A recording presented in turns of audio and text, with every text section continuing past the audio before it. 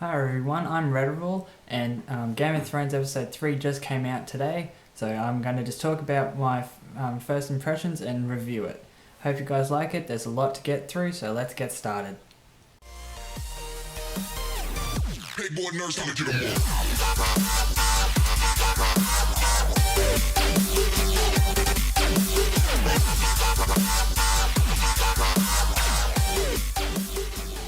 So the way I'm going to do this review today is I'm just going to go through each individual character and what happened in the episode for them. I'm not going to go in chronological order of this episode.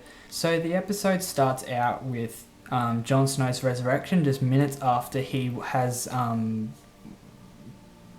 awakened, I guess you can put it. And pretty much everyone in the whole entire Castle Black is just freaking out, thinking that he's a god and that it's not right that he's back. And the one that really stands out is Melisandre's reaction when she first sees him alive and walking around and stuff, because she was so depressed in the first 2 episodes of the season that she just thought that she didn't have enough power, or that she didn't have enough belief to bring him back from the dead. But then when she finds out that he is back, her confidence just skyrockets pretty much, because she just now knows that she does have the power to bring people back from the dead. And also, now that she has brought him back from the dead, she was asking him if he saw anything after death, and he says no, but she says that there's supposed to be a prophecy, or a person that comes back from the dead, from that the Lord of Light is like a prophet type figure. And all this happens just in the first few scenes of the episode. In the ending scenes of this episode, it shows him giving punishment to the people that did stab him at the end of season 5. But after that does happen, he gives his cloak away to say that, no, I'm done with the Night's Watch now, see you later. And this is actually what he does say. He says that my watch has ended, so it is most likely now that he is going to become a much more key player within this series, because he's able to move around a lot more now, he's not restricted. He will probably be a lot more of a big player in the series now, because he has a Valyrian steel sword, so he can fight against the White Walkers now, and as you saw in Hardhome in the last season. And he could very well make a lot more difference to the show than he has, even though he has contributed quite a lot throughout the season and series. Also, with the Jon Snow scene, it probably has the happiest music I've heard in Game of Thrones for so long, and that was when Jon Snow walked out to the Night's Watch and pretty much showed him off, saying I'm alive, and went around and said hi to everyone and everything. And yeah, it was probably the happiest music I've ever heard come out of a Game of Thrones episode for quite a few years, because nothing happy has pretty much happened in Game of Thrones till now. And now I'm moving on to Bran, and it is pretty much all just a scene of the Tower of Joy, showing Ned Stark against a Targaryen soldiers trying to get his sister out of the Tower of Joy. And it's a really well choreographed sword fight against everyone. Like, it's really well done, and it shows Ned Stark in a complete new light. Like, it doesn't show him as the tough, honorable warrior that he is shown in season 1. It makes him seem more of a lucky to have survived type character, because of how that ended and how he survive that fight to start with, and it's because of the fact that one of his allies stabs his enemy in the back that makes him seem really nowhere near as honourable or well trained as everyone thought he was.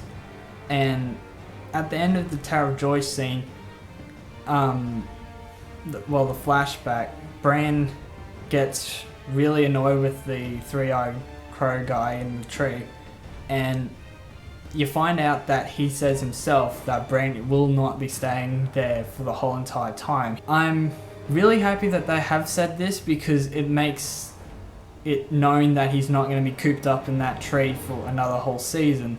It's going to mean that he's going to leave and make a bit more of a difference, but the only problem is that if he does leave, it makes him way more vulnerable to be killed off, because he's in the dead center of the area where the White Walkers are, and he has to somehow get back to the wall, and that could very easily become a complete nightmare for everyone as well, because no doubt the White Walkers are going to end up being there quite soon, and I just don't see how Bran is going to get past that wall before the end of the season, and if he even will survive. I really am hoping that he gets trained up quite a lot before he gets out there, and that he does survive, because I think he'll be a really good character to keep in the series. But it's almost the same with any character, so you never really know. He may get very easily killed off, or he may survive the whole entire series. We never really know. And now on to the really boring part of the season, of the episode, and that was in King's Landing and with all the Lannister stuff happening. I really find these scenes boring every time, because I just never care about the characters. I just want them... Well, Jaime I do care about, and Tommen I care about a bit, but Cersei don't really care if she survives or not, or what's really happening with her or anyone really in King's Landing.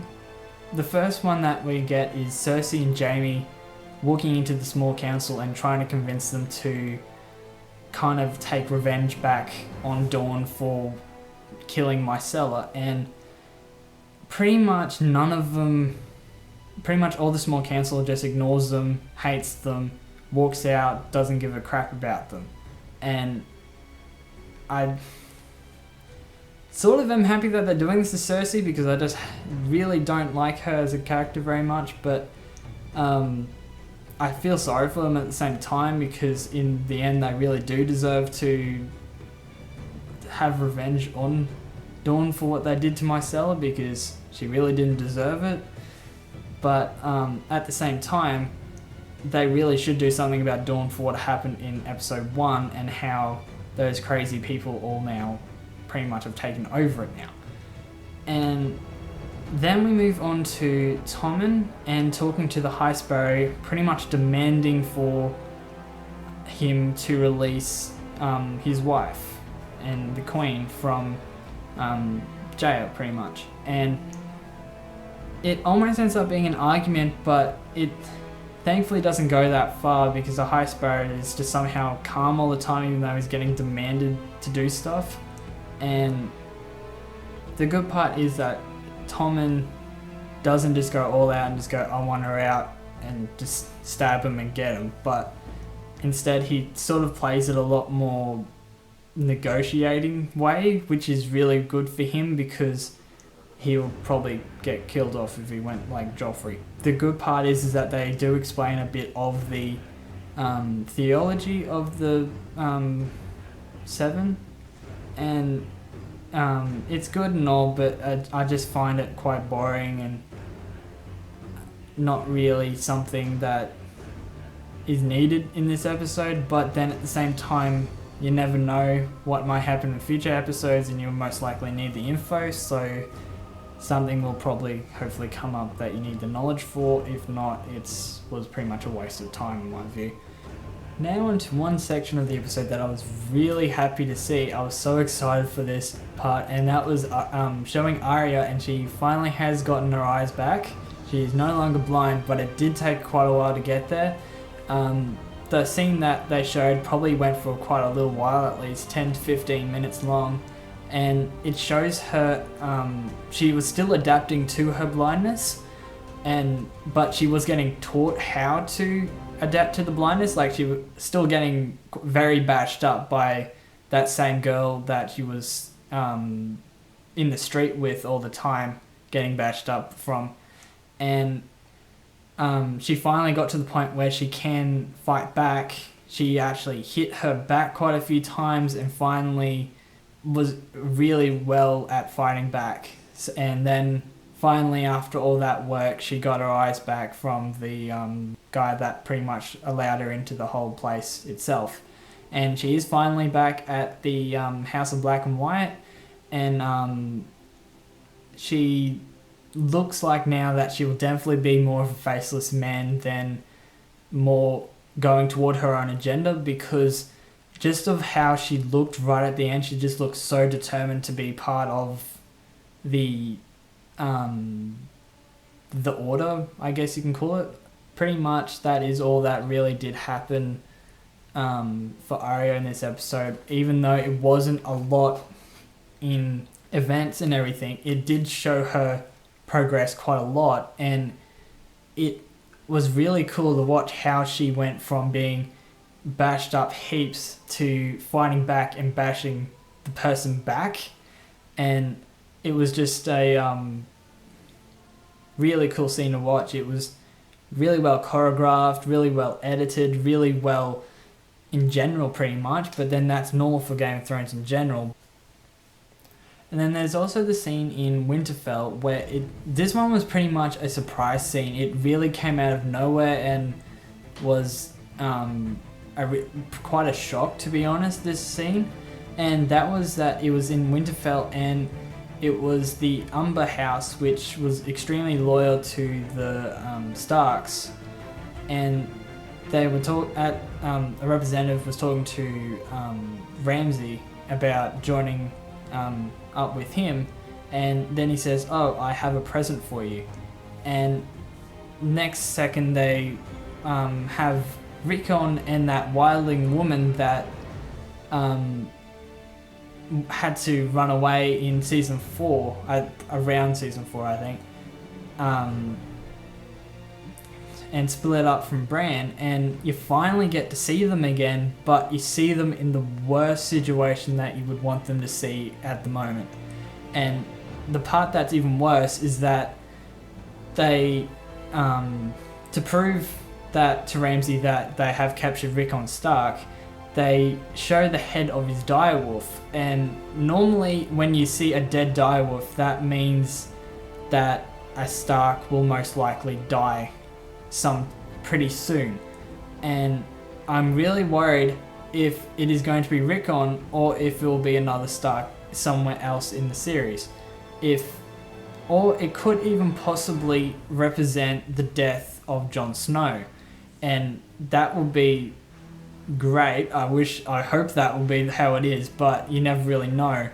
It could mean that Rickon could die first scene next episode, because he doesn't actually get killed off in this episode, but it is extremely tense because of the music, the angles of the camera, and how all the dialogue goes. You just think, crap, he's going to get killed off any minute now, but he thankfully doesn't, and you just have no idea how it's going to go. It's quite a massive twist that they've put in now, and I wouldn't be surprised if no one has seen it coming. And then there's also a scene of Tyrion, and there's also one of Varys, which are both pretty much connected because they're both in the same location.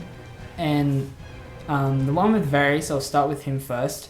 They show him in an extremely dark light in this episode. He pretty much blackmails this woman who killed an Unsullied, and just to get information of how the Sons of Harpy are getting them the money and all the information they need to do all their operations throughout the city. And he does eventually get this information, and at the same time pretty much sends her off to not be in the city anymore and not creating any more trouble. And that's pretty much all that happens in this scene. and it's a really cool one to watch because the dialogue and how Varys handles it's really well done. And now onto the Tyrion scene in this episode. It is probably the funniest part of this episode because it's funny because it's so awkward because he's in there with the Unsullied and Daenerys advisor, and those two pretty much do not know how to make a conversation at all, and Tyrion tries to make them have a conversation. He tries to make them have a drink. They don't drink any wine or anything either. But in overall, this episode was really well done. It was probably the best episode I've seen so far, and I'm not just saying that because it's new, but because it has actually been the best episode of the season so far. And thank you so much for watching. This was Rederawl, and if you would like to see my talk on the premiere episode, I'll just have a link up over here for you to have a look at. And if you like this review, please give it a thumbs up. And if you would like to have more videos which I'll be making, please subscribe. Have a great day or night, and see you guys next time.